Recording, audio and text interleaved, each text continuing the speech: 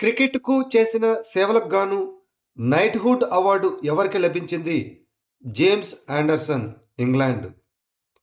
England దిగ్గజ fast bowler మరియు all time leading wicket taker అయిన జేమ్స్ ఆండర్సన్ విండర్స్ కాజిల్లో ప్రిన్సెస్ అన్నే నుండి నైట్‌హుడ్‌ను అందుకున్నాడు.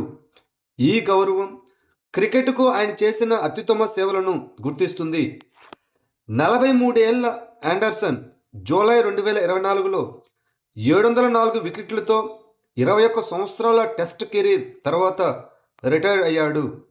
అత్యధిక వికెట్లు తీసిన పేస్ బౌలర్ మరియు మురళీధరన్ మరియు వార్న్ తర్వాత మొత్తం మీద మూడవ వాడు. Civil military fusion as a metric of national power and comprehensive security అనే పుస్తక రచయిత ఎవరు? రాజ్ శుక్లా. కేంద్ర మంత్రి రాజ్నాథ్ సింగ్ రక్షణ మంత్రిత్వ శాఖ అక్టోబర్ 2025లో civil military fusion as a metric of national power and comprehensive security అనే పుస్తకాన్ని విడుదల చేశారు. లెఫ్టినెంట్ జనరల్ అయిన రాజ్ శుక్లా ఈ పుస్తకాన్ని రచించారు.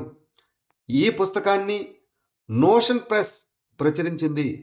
ఆశ్చర్యకంగా డిక్షనరీ.com 2025 సంవత్సరపు పదంగా దేనిని పేర్కొంది? 6-7. ఆశ్చర్యకంగా డిక్షనరీ.com 6-7ను 2025 సంవత్సరపు పదంగా పేర్కొంది. ఒక సంఖ్య ఆ బిరుదును సంపాదించిన మొదటిసారిగా గుర్తించబడింది. జెన్ జెడ్ ఇంటర్నెట్ సంస్కృతి మీమ్స్ మరియు వైరల్ యాస నుండి ఉద్భవించిన 6-7 అని ఉచ్చరిస్తారు. దాని అర్థం వైబ్ లేదా భావోద్వేగాన్ని తెలియజేస్తుంది. వరల్డ్ ఫుడ్ ప్రైజ్ ఫౌండేషన్ 2025లో టాప్ అగ్రి ఫుడ్ పైనీరుగా ఎవరిని సత్కరించింది? చెఫ్ సంజీవ్ కపూర్. వంటల నైపుణ్యం, పోషకాహార అవగాహన మరియు స్థిరమైన వ్యవసాయాన్ని అనుసంధానించే కృషికి చెఫ్ అయినటువంటి సంజీవ్ కపూర్ను వరల్డ్ ఫుడ్ ప్రైజ్ ఫౌండేషన్ 2025లో టాప్ అగ్రి ఫుడ్ పైనీరుగా సత్కరించింది. దక్షిణ కొరియా అత్యున్నత జాతీయ పురస్కారమైన గ్రాండ్ ఆర్డర్ ఆఫ్ ముగుంగ్వాను ఎవరు అందుకున్నారు? డొనాల్డ్ ట్రంప్, అమెరికా అధ్యక్షుడు. 2025 దక్షిణ కొరియా పర్యటన సందర్భంగా అమెరికా అధ్యక్షుడు డొనాల్డ్ ట్రంప్ ఆ దేశ అత్యున్నత జాతీయ గౌరవమైన గ్రాండ్ ఆర్డర్ ఆఫ్ ముగుంగ్వాను శాంతి మరియు ఐక్యతకు ప్రతీకగా ఉండే ప్రతిరూప బంగారు కిరీటాన్ని అందుకున్నారు. అణుశక్తితో నడిచే అణ్వాయుధ సాయుధ మానవరహిత నీటి అడుగున డ్రోన్ అయిన పోసిడాన్ను ఏ దేశం పరీక్షించింది? రష్యా.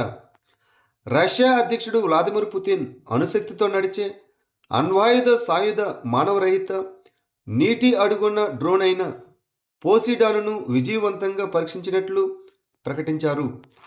క్షిపణి రక్షణను తప్పించుకోగల మరియు రేడియోధార్మిక సునామీలను ప్రేరేపించగల పోసిడాన్ రష్యా యొక్క సర్మాట్ ఐసిబిఎం కంటే బలమైన వార్ హెడ్ను కలిగి ఉంటుంది మరియు తీవ్ర లోతులు మరియు వేగంతో పనిచేస్తుంది.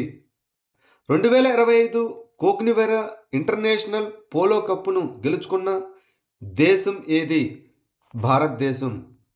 అక్టోబర్ 2025లో జైపూర్కు చెందిన సవాయ్ పద్మనాభ్ సింగ్ నేతృత్వంలోని టీమిండియా అర్జెంటీనా జట్టును 10-9 తేడాతో ఓడించి కోగ్నివెరా ఇంటర్నేషనల్ పోలో కప్ 2025ను గెలుచుకుంది. ఈ మ్యాచ్ న్యూఢిల్లీలోని జైపూర్ పోలో గ్రౌండ్లో జరిగింది. గ్లోబల్ ఫైర్ పవర్ ఇండెక్స్ 2025లో భారతదేశం యొక్క ర్యాంక్ ఎంత? 4వది. గ్లోబల్ ఫైర్ పవర్ ఇండెక్స్ 2025 మానవ శక్తి, రక్షణ బడ్జెట్లు, లాజిస్టిక్స్ మరియు సాంకేతికత వంటి 60 కంటే ఎక్కువ అంశాలను ఉపయోగించి ప్రపంచంలోని బలమైన మిలిటరీలకు ర్యాంకు ఇచ్చింది. యునైటెడ్ స్టేట్స్ ఆఫ్ అమెరికా $860 బిలియన్లు పైగా రక్షణ బడ్జెట్టు, అధునాతన సాంకేతికత మరియు భూమి, సముద్రం, గాలి, అదేవిధంగా సైబర్ డొమైన్లో ప్రపంచవ్యాప్త పరిధితో మొదటి స్థానంలో నిలిచింది. ఇక రెండవ స్థానంలో రష్యా, మూడవ స్థానంలో చైనా. భారత రాష్ట్రపతి ద్రౌపది ముర్ము ఏ యుద్ధ విమానంలో ప్రయాణించి కొత్త రికార్డు సృష్టించారు? రాఫెల్. భారతదేశానికి తొలిసారిగా రాష్ట్రపతి ద్రౌపది ముర్ము అక్టోబర్ 29, 2025న అంబాలా వైమానిక దళం స్టేషన్ నుండి రాఫెల్ ఫైటర్ జెట్లో ప్రయాణించిన మొదటి భారత దేశాధినేతగా నిలిచారు. 2023లో సుకోయ్ 30 MKIలో ప్రయాణించిన తర్వాత ఆమె తన రెండవ విమాన విహారాన్ని జరుపుకున్నారు. 17 స్క్వాడ్రన్కు చెందిన గ్రూప్ కెప్టెన్ అయిన అమిత్ గెహానీ పైలట్ చేసిన 30 నిమిషాల విమానం సాయుధ దళాల సుప్రీం కమాండర్గా ద్రౌపది ముర్ము పాత్రను పునరుద్ఘాటించింది. రాజస్థాన్లోని ఏ జిల్లాలో జియోలాజికల్ సర్వే ఆఫ్ ఇండియా ఇటీవల కొత్త బంగారు నిల్వలను కనుగొంది? బన్స్వారా. ఇటీవల జియోలాజికల్ సర్వే ఆఫ్ ఇండియా రాజస్థాన్లోని బన్స్వారా జిల్లాలో కొత్త బంగారు నిల్వలను కనుగొంది. గటోల్ తహసీల్లోని కంకరి యాగర్కా బ్లాక్లో లభించిన ఈ తవ్వకంలో రాగి, నికెల్ మరియు కోబాల్ట్తో పాటు 1.2 టన్నుల బంగారు నిల్వలు కనుగొంది. బన్స్వారాలో వరుసగా ఇది 3వ బంగారు ఆవిష్కరణ. ఇది కర్ణాటక తర్వాత ప్రధాన బంగారు మైనింగ్ కేంద్రంగా మారే సామర్థ్యాన్ని పెంచుతుంది. ఈ ప్రాంతం ఆరావళి పర్వత శ్రేణుల్లో ఉంది. ఇటీవల ఏ దేశంలో రవీంద్రనాథ్ ఠాగూర్ విగ్రహాన్ని ఆవిష్కరించారు? చైనాలో. ఇటీవల బీజింగ్లోని భారత రాయబారి కార్యాలయంలో రవీంద్రనాథ్ ఠాగూర్ విగ్రహాన్ని చైనాలో ఆవిష్కరించారు.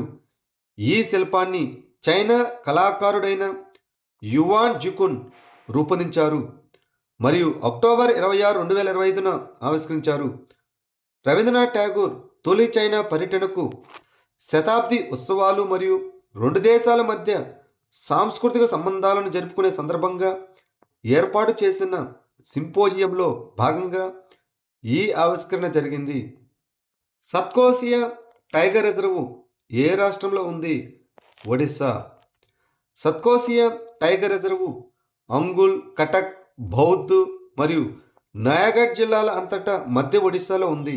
ఈ రిజర్వ్లో సత్కోసియా జార్జ్ అభయారణ్యం మరియు బైసిపల్లి వన్యప్రాణుల అభయారణ్యాలు ఉన్నాయి.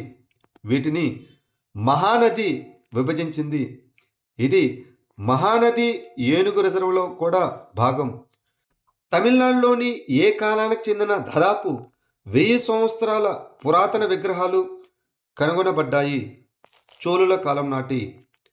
తమిళనాడులో చోళ మరియు పాండ్య కాలం నాటి 1000 సంవత్సరాల పురాతన విగ్రహాలు కనుగొనబడ్డాయి. ఈ ఆవిష్కరణలో 10వ మరియు 11వ శతాబ్దాల నాటి కళాఖండాలు ఉన్నాయి మరియు హిందూ అదేవిధంగా జైన విశ్వాసాలతో సహా వివిధ మత సంప్రదాయాలను సూచిస్తాయి. లోక్తక్ జల విద్యుత్ ప్రాజెక్టు ఏ రాష్ట్రంలో ఉంది? మణిపూర్. లోక్తక్ జల విద్యుత్ ప్రాజెక్టు మణిపూర్లో ఉన్న 105 మెగావాట్ల జల విద్యుత్ ప్రాజెక్టు. ఇది ఈశాన్య భారతదేశంలో అతిపెద్ద మంచినీటి సరస్సు అయినటువంటి లోక్తక్ సరస్సుపై నిర్మించబడింది. ఈ ప్రాజెక్టు NHPC లిమిటెడ్ యాజమాన్యంలో ఉంది. ఢిల్లీ మెట్రోలోని ఏ కారిడార్ 2025 సంవత్సరానికి ICI అవార్డును అందుకుంటుంది? Maujpur Majlis park corridor.